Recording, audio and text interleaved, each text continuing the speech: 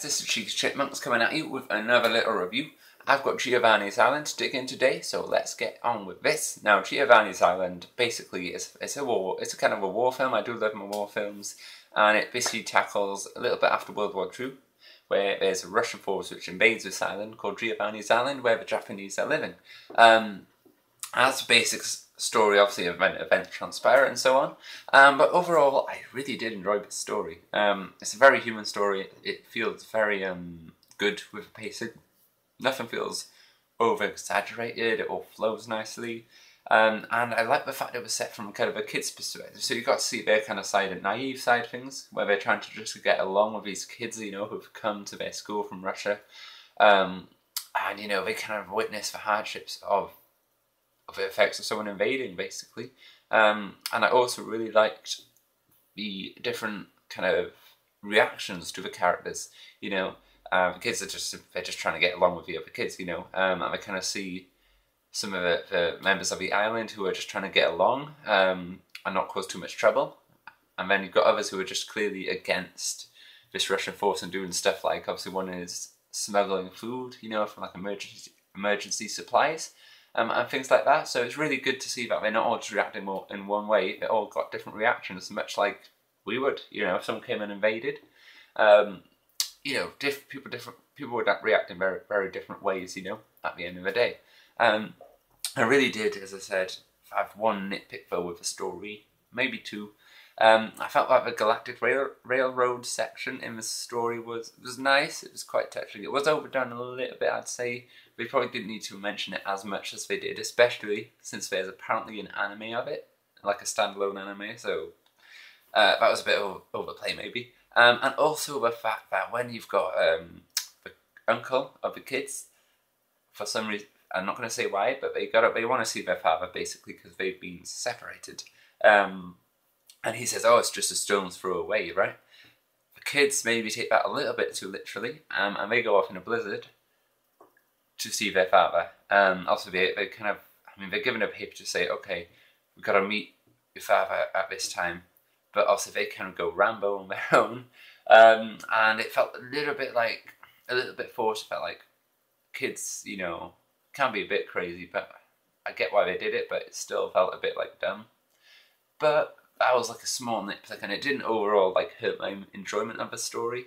I still was obviously rooting for the characters, and you know, when things happen to the characters, I was rooting for them, which is because the story made me care about them at the end of the day, which was really good. I'm not kind of onto the characters with a nice little segue, but in terms of the characters, they're one of the strongest bits for me. Probably even stronger than the story itself, because the story is quite good, but the characters make it. The brothers, I feel like genuine brothers. I love the how they reacted to each other. You know, they felt very comfortable, and what brothers would probably be bantering at each other like, you know. And also, I did quite like the uncle, although he's a bit of a sleazy bugger, and he just do his like dodgy stuff. He was quite funny. He had a bit of the humour of the film, I guess, you know. And those are the two, I'd say, those are like the characters I mainly like. But as I said, I like the characters overall because they all had different layers. It was quite clear why they would do things that they were doing on that. And they felt genuine and human and not over-exaggerated. No cliches, thank God. Because we don't want to see no cliches, you know, in this film. But overall, I really did enjoy the characters. That kind of moves on to the voice acting. The voice acting was done very well. Like, the kids, very good, you know, because they had a range of emotions. There's no character which felt absolutely awful. They all did the acting, conveyed the emotions when they needed to very well. I like the Russian accents were very well done in this film, which is good because I feel that would have hampered it if they had butchered it, in all honesty. Especially when they used stuff like Ruskies, you know, proper words which they used, you know, back in that kind of period. And I would say I really did enjoy the Russian singing as well. There's periods where you get these kids, you know, the Japanese and the Chinese kids, and they're sort of, no, not Japanese and Russian kids, sorry, and they start to sing together as time passes, and that's cool because that kind of shows, again, the kids trying just to get along and kind of the innocence of them thinking, you know, we just need to get along with these kids and everything will be fine. But I really did enjoy that, and the music was quite nice. I don't really remember much of the music, in all honesty. It was a very quiet film, you know, in that regard. So that's probably, as I said, why I don't. But if there was any, I would feel it like it fitted quite nicely.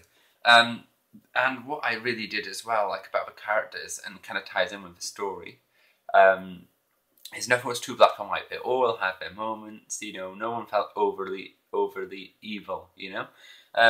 Because even though wrestlers came in, it's not like they just came in and caused absolute chaos, you know. It's just how everything kind of reacted together, and no black and white, which is what I'm trying to say, which I like, because I don't like just black and white. It's good to have a bit of complex morality in there.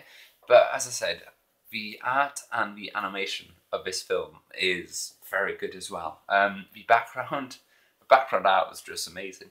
There's a particular scene where you have Tanya, who is one of the Russian children, like the two brothers get very attached to, and you see her looking out from a cliff, and you see the ship going out, and my god, that's probably one of the nicest scenes I've seen recently from an anime. You know, it's some power stuff like Jinro of the Wolf Brigade, and you know, kind of stuff like, I can't remember the name of it right now, but that really nice romantic, well, the 3-part romantic heartbreak film. 50 centimeters a second, something like that. But I really did like the art style. The basic, like the character design was obviously a bit more basic. It kind of worked most of the time to convey the emotion strongly.